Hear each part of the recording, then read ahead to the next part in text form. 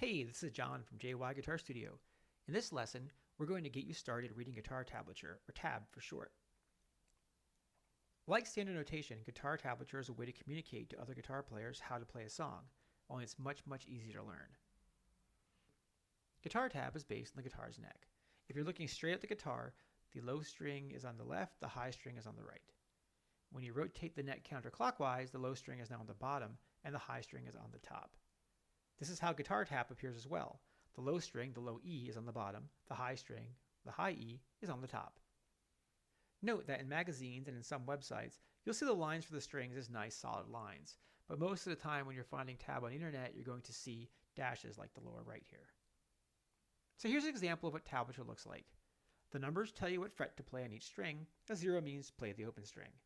Unfortunately, nothing tells you how long to play each note, so unless you know what song this is, you're probably not going to play it correctly. In this case, it's Happy Birthday to You. Now knowing that, you can probably figure out how long to hold the notes for. Here's the first two lines of Happy Birthday to You.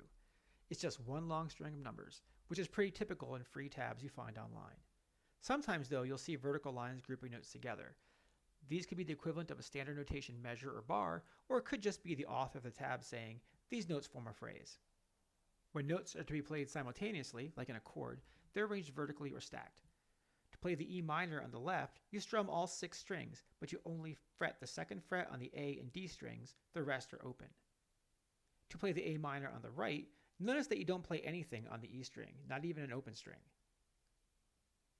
Compare the way a chord diagram of the A minor looks versus the tab. The chord diagram tells you which finger to place on which fret, but the tab only tells you which frets need to be played. And that's really the basics of reading tab. It's a lot easier to read and write than standard notation, and there's a lot of available online for free. It's not perfect though. Nothing tells you which fingers to use for which note, and nothing tells you how long to play each note. Finally, while most publishers use common symbols, there are often differences from one tab writer to another. Thanks for watching. If you have any questions, just reach out to John at jyguitarstudio.com. Thanks.